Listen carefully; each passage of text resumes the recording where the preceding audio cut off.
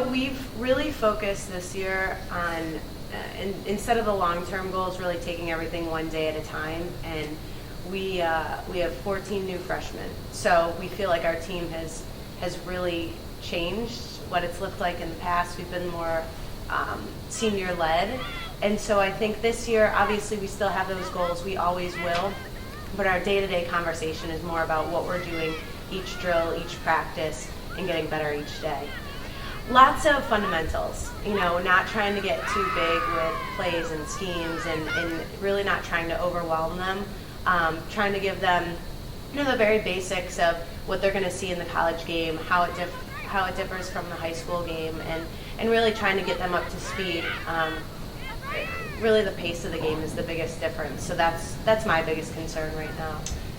Mainly just the consistency. I think we played 4 games this fall, and there are a couple games I thought we looked really, really good, and there was, the other 2 where we had some work to do on transition and again, some more of our set plays. So just trying to work to get that cohesiveness with the group and get everyone a better feel for one another. I think losing Brittany is huge, obviously, and she's going to be a really tough piece to replace. And I don't think you can. I think you look towards those juniors who did contribute a lot last year to step up and take on more of a leadership role.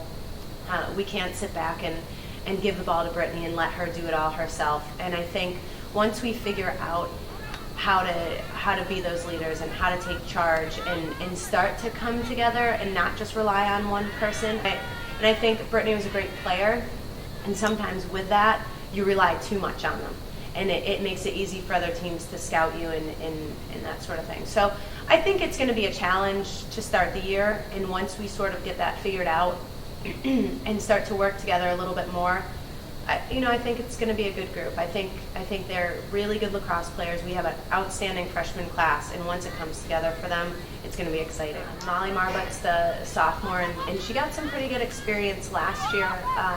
Kelly obviously was our starter for 4 years and was our rock for our defense. But Kelly was human, and there was times she needed to be pulled out, and she needed a breather. And whether it was the team's fault or her fault or a collective bad game for everybody, there were times we put Molly in, and she actually went into our Northeast 10 championship game, and I felt really sparked us and kind of turned us around a little bit. So some of those little points from last year go a long way, and I think it gave Molly a lot of confidence.